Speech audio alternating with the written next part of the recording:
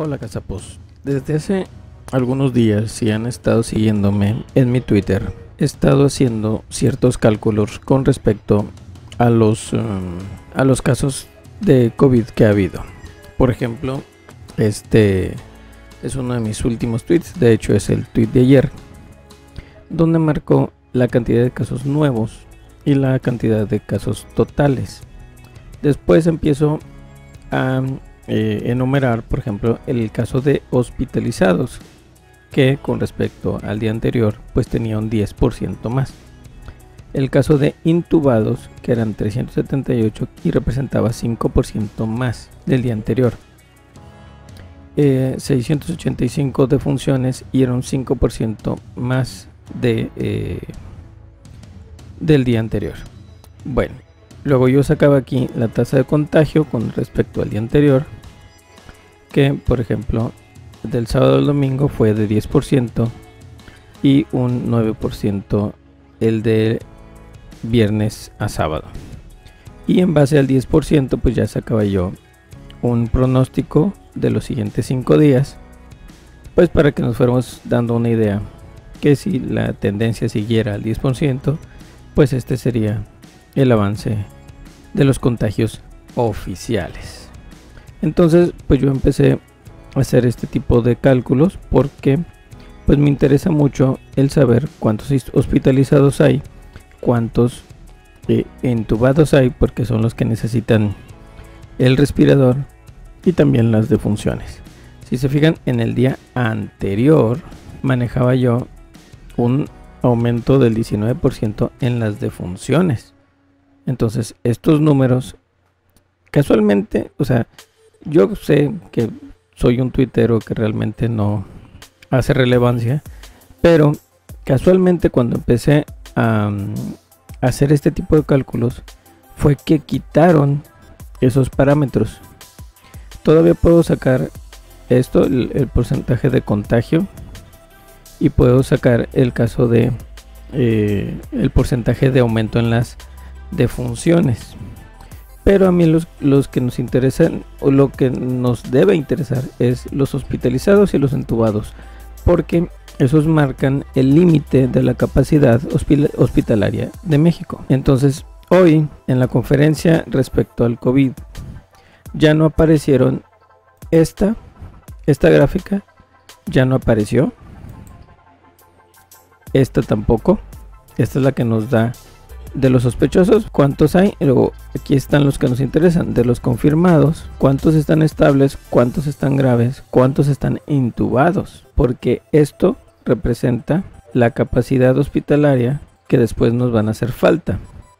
Aquí digo, esta también está interesante. ¿Por qué? Porque de todos los que están, todos los que murieron, las complicaciones fueron hipertensión, diabetes y obesidad, y entonces ese es el mero mole del mexicano.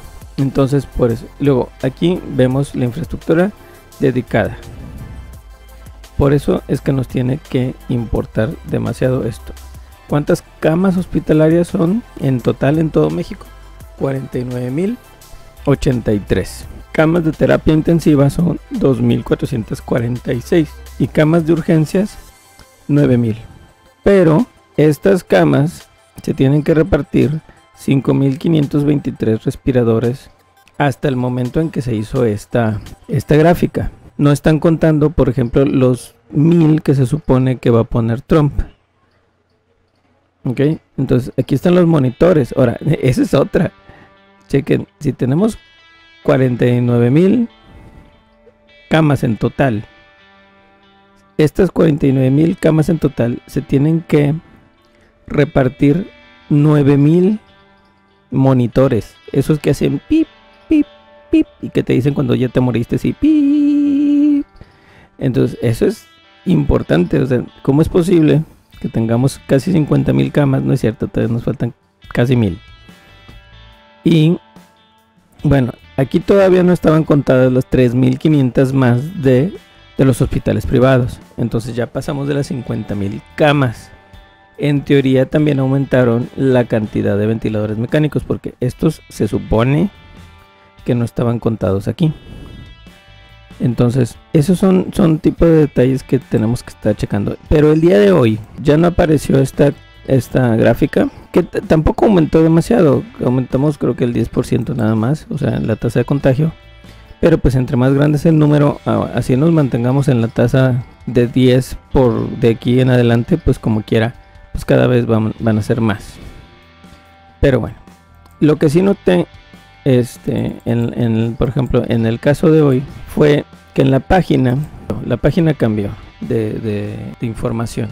Aquí tenemos los casos acumulados, pues aquí estamos viendo cómo dice que se va aplanando la curva. ¿Por qué? Porque como el porcentaje se ha mantenido hasta eso bajo, porque yo empecé a tomar nota cuando teníamos una tasa de hasta 22% de contagio, y yo creí que ya nos íbamos a ir así en 22 hasta los 100,000 casos, como se fue a Italia, como se fue a España. Hay que tener en cuenta, por ejemplo, digo, aquí, como les digo, se va aplanando en cierta forma. ¿Por qué? Y esto no está no está la estadística del 20, que como les digo, no aumentamos demasiado, fue un 10%, pero no está. Entonces, ¿qué está pasando? Vamos a ver otros datos que tenemos aquí. Los casos diarios. Esto me extraña sobremanera. ¿Por qué? Porque aquí sí tenemos los picos de 20 y tantos % de aumento. Tenemos pero tenemos la caída de casos, según esto, hasta hoy, que tuvimos hasta ayer que tuvimos 35. No es cierto que tuvimos 35. Esto está muy raro. ¿Por qué? Porque no debería de haber caído tan abruptamente. Por eso es que la curva está tan aplanada. Miren, yo he salido a las calles a comprar lo necesario, a comprar comida para mi familia, pero yo cuando salgo me topo con montones de gente, y con mucha gente que sí usa el cubrebocas, pero también con muchas personas que les vale gorro, que piensan que son mentiras y que no pasa nada. Y esa es la mentalidad del mexicano, de que no pasa nada, no pasa nada. Entonces vámonos, por ejemplo, aquí a la tabla de información general. Tenemos aquí, por ejemplo, confirmados 8,772. Ok, negativos. Estos negativos no sé ni para qué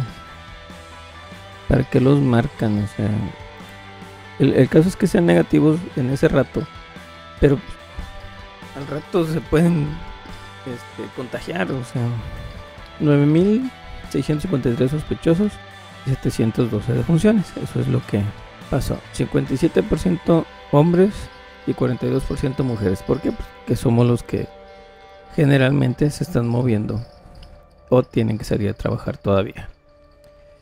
Hospitalizados, ambulatorios, ahí está. El 36% de todos los casos confirmados están hospitalizados y 63% son ambulatorios. De estos ambulatorios hay que tener cuidado y la precaución de que se queden en casa, y de que dentro de casa también tengan sus precauciones. Por ejemplo, como cuando tiene uno hepatitis, que tiene su propio plato, su propio vaso, sus propios cubiertos, sus propias sábanas, que nadie interactúa con esa persona hasta que pasen los síntomas. Si me explico, o sea, porque pues ok, te mandan a casa, pero sigues interactuando con tu familia se va a contagiar, y lo más probable es que ya haya alguno por ahí. Si estamos contando que el 80% de los casos son con síntomas leves, incluso asintomáticos, y solo se están haciendo pruebas a personas que tienen síntomas claros de COVID, y solo pruebas adicionales en lugares como las prisiones, donde cualquiera que entre se le hace una prueba por default, porque aunque no presenten síntomas en una prisión, pues vamos a tener problemas si entra alguien con COVID. Entonces necesitamos que haya más pruebas. Las estadísticas hasta el momento se ven muy bonitas, pero solo son estadísticas en base a las pruebas que se están haciendo. Y las pruebas que se están haciendo solo son aquellos que tienen una clara sospecha de tener COVID. Si no tiene sospechas y se quedó en casa y no se le diagnosticó, lo más probable es que con la mentalidad de mexicano no pasa nada y siga haciendo las compras y siga contagiando a la familia. Va a llegar un momento en el que de repente, se enfermó el abuelo, o se enfermó la abuela, o se enfermó la tía que tiene diabetes. ¿Por qué? Si no salió en toda la semana.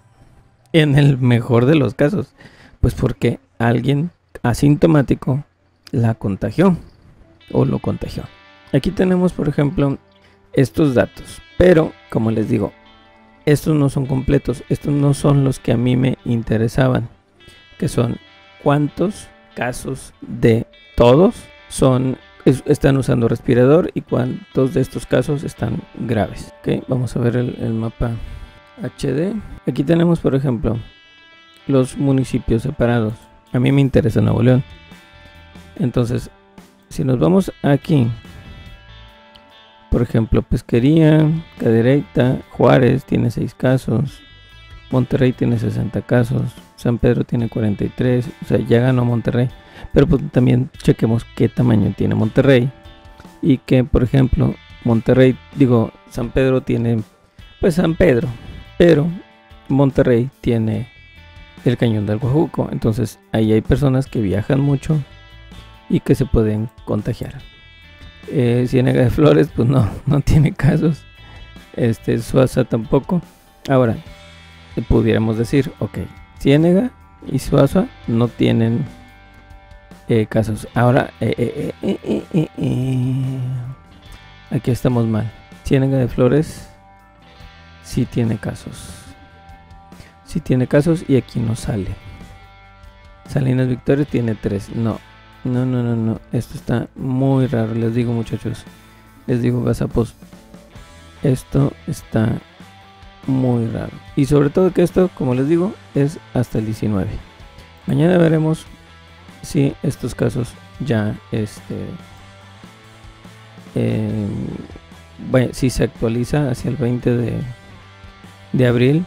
Pero los datos que a mí me interesaban, como les decía, era cuántos estaban hospitalizados, cuántos de ellos utilizaban respirador y cuántos no. Y aquí yo ya no tengo esos datos. Bueno, gazapos, entonces hasta aquí las dejamos. Me genera a mí mucho sospechosismo que estos dos datos en particular no estén.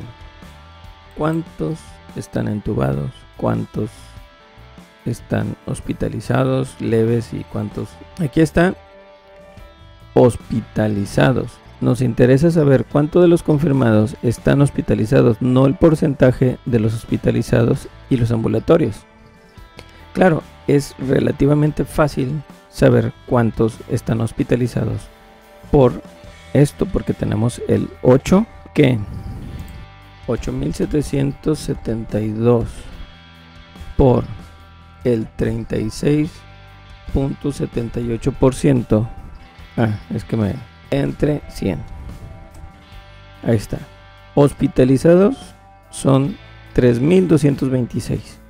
Pero ahora yo no sé de estos 3.226 cuántos están entubados. Y eso me interesa. Porque eso va a depender. De nada vale que los podamos acostar.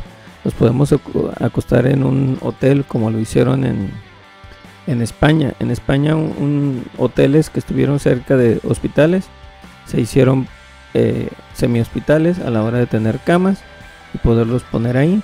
Pero depende también de la cantidad de monitores y de la cantidad de respiradores que se tienen.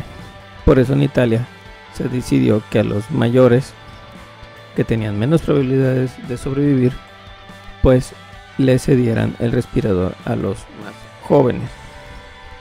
Ok, entonces, como les digo, este dato se puede sacar, pero lo que no se puede sacar es la cantidad de entubados, y esos son los importantes porque son las que están en riesgo de fallecer. Bueno, si les gustó este video, pues compártanlo. Si tienen alguna duda, pues háganmelo saber. Aquí está el dato, es coronavirus.gov.mx/datos/gato.view.